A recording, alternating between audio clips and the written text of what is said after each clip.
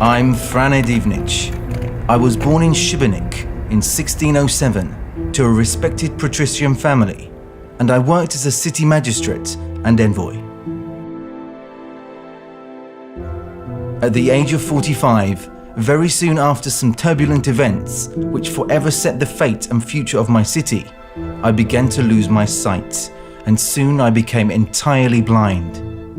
I recorded the events that I had witnessed prior to losing my vision in great detail, leaving them for posterity. Besides my public service, I was committed to recording history and archaeology, and I consider these works my most valuable legacy. Our Šibenik is the oldest genuine Croatian city on the Adriatic coast. It is situated in a naturally protected harbour in the heart of the eastern Adriatic seaboard. It emerged as an early Croatian fortification, first mentioned in the year 1066 in a document issued by the most important ruler of the Croatian state, King Petar Krešimir IV. Šibenik was proclaimed a city and the seat of the diocese on the 1st of May 1298 in a papal bull issued by Pope Boniface VIII.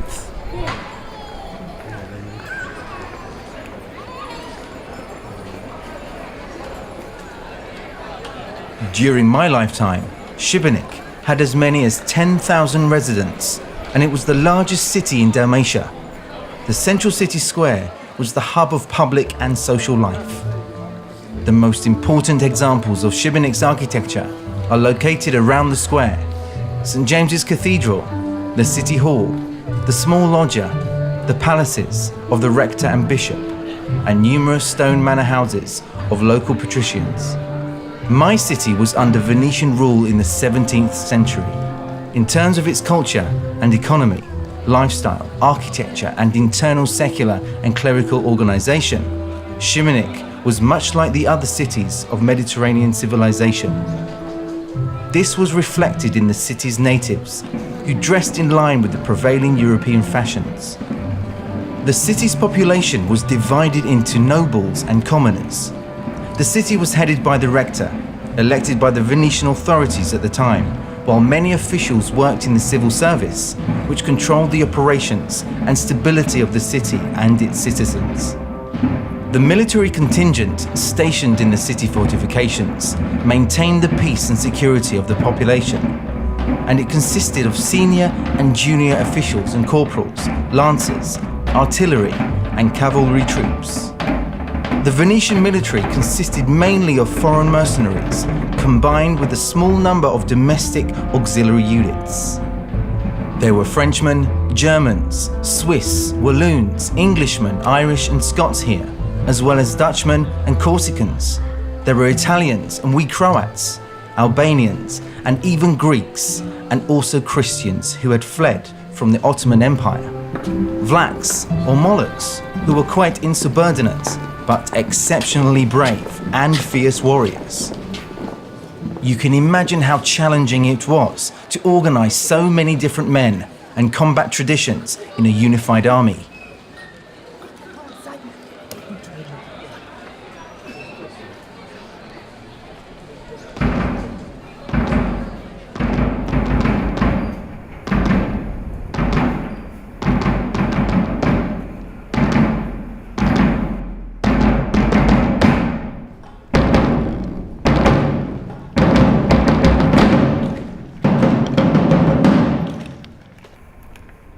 Presvjetli i preuzvišeni gospodin Girolamo Foscarini, generalni providur u Dalmaciji i Albaniji, daje na znanje svekolikom pučanstvu. Neka se nijedan vojnik, kad bude na straži na vratima ili na nekom drugom mjestu, ne usudi uzeti na silu od putnika, niti bilo kojim drugim izgovorom protivnom pravilu, ni najmanju stvar, bilo da su to drva, plodovi ili drugo, pod prijetnjom kazne od 3 godine veslanja na galiji.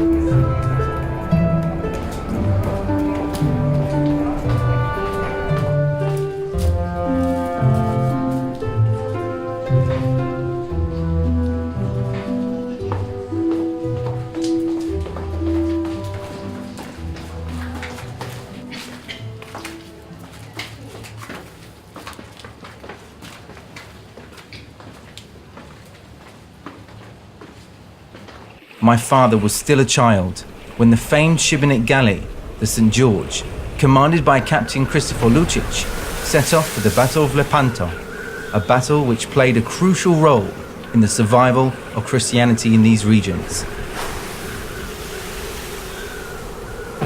Unfortunately, neither the galley nor any of its crew ever returned to the city of their birth.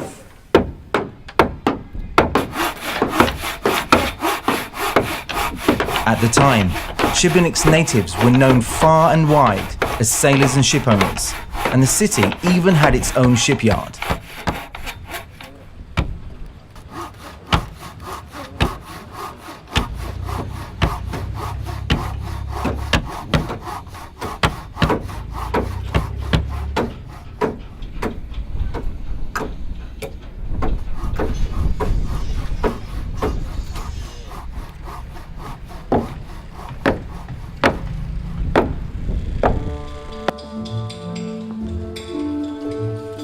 Thanks to the city's robust mercantile spirit and maritime links, I recall the greatest abundance of aromas and colours from the market. From mutton and leather, beef, poultry and fish, through various grains, cheeses, garlic, olives, honey and dried biscuits, to hearty quince jam, oranges, almonds, figs and plums. Wine grapes, olives and vegetables were raised, and there was even a formal vocation known as a gardener, the only one besides a housemaid in which women were recognized.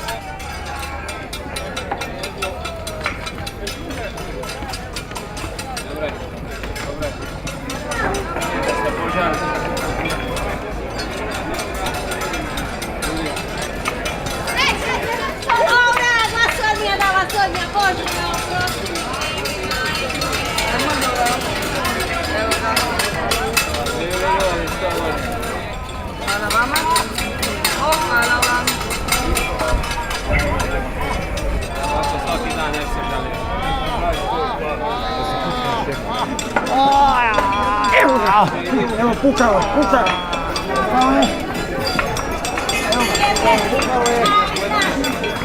Pukao je, dobar. Vidimo. Dobro je. Salt production was particularly significant.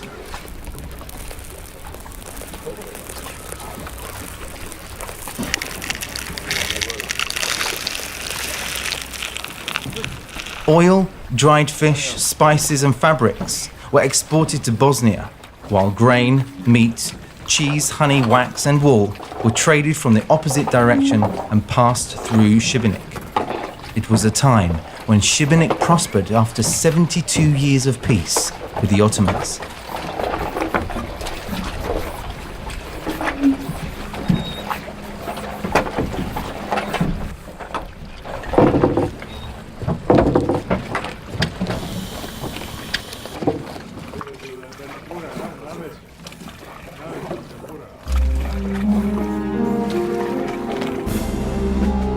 But it was a fragile peace. In 1645, a new war broke out between the Venetian Republic and the Ottoman Empire, known as the Cretan War. Ottoman forces under Sultan Ibrahim I attacked the Venetian holdings on the island of Crete, then known as Candia.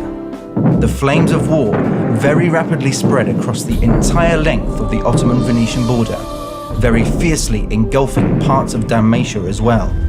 Our neighbours of the Islamic faith, nobles, merchants and peasants who spoke the same language and lived in a similar manner, and who brought their goods to the port of Šibenik and the marketplace in times of peace, now began to brandish their swords and prepare to occupy the city and its surroundings.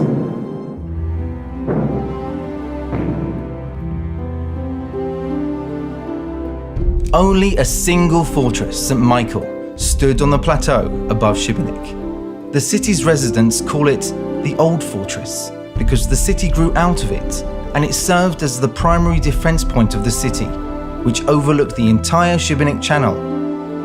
Already in 1540, at the first serious signs of the Ottoman peril, the Venetian Republic had the fortress of St. Nicholas built at the entrance to the Šibenik Channel. This served as the main defense against the Ottoman navy.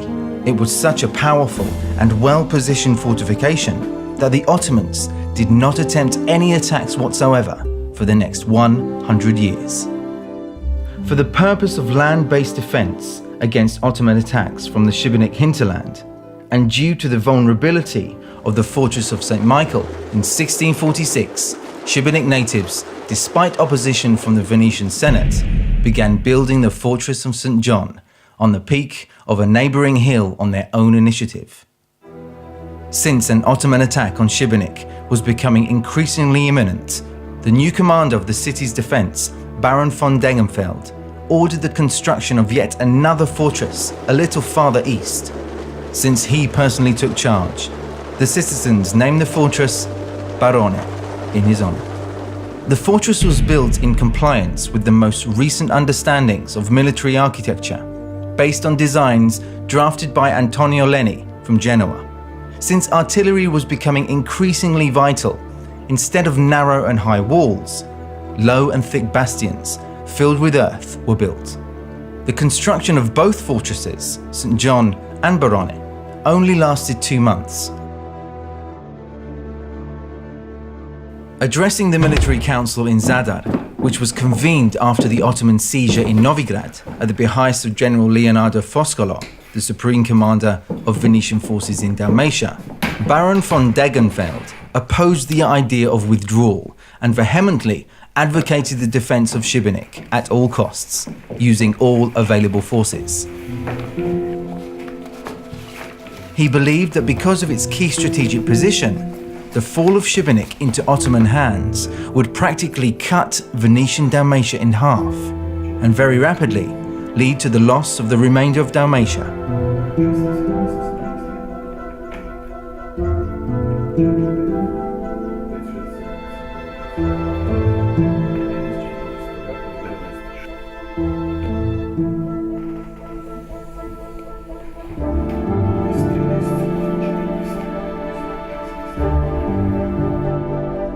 Additionally, the Ottoman possession of the well-protected port of Šibenik and its hinterland, and the transportation route to Bosnia, and their seizure of salt stockpiles, would have been a great blow to the Venetian trade.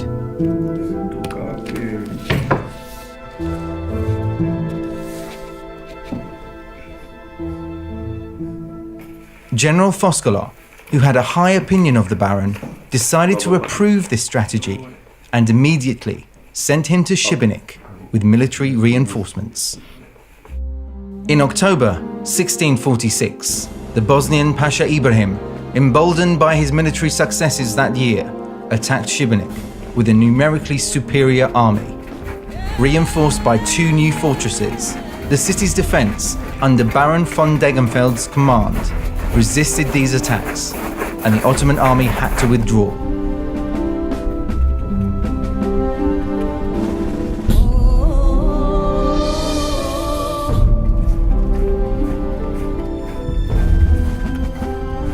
However, already in the following year, the Ottomans made another attempt, this time with much greater forces. Wanting to conquer Šibenik at all costs, Pasha Tekieli, with an enormous army of 28,000 men and 10 cannons, arrived before the city walls. Šibenik was defended by 7,500 Venetian troops. Fortunately, by that time the fortress of St. John had already been expanded and fully completed. The Barone fortress had also been completed in the meantime. Trenches were excavated and wooden walls were erected between the fortresses and between the fortresses and the city. The city had all necessary supplies. There was a considerable number of troops in it, and the local people organized themselves into companies. We were all prepared and dedicated to defending the city until our dying breaths. It was a terrible clash. Certainly the greatest, fiercest and bloodiest in the history of Šibenik.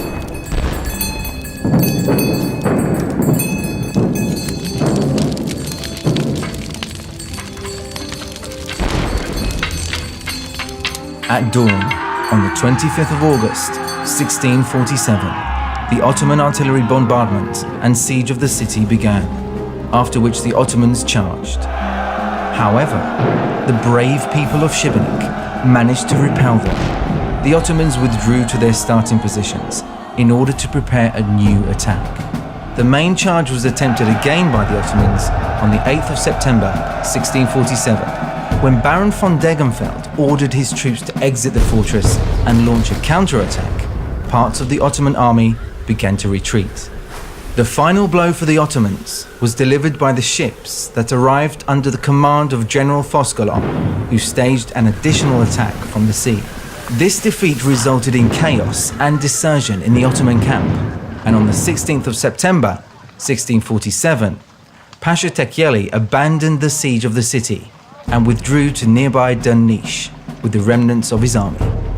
At that point, Baron von Degenfeld ordered all of the troops to kneel and, accompanied by the thunder of drums, convey their gratitude to God.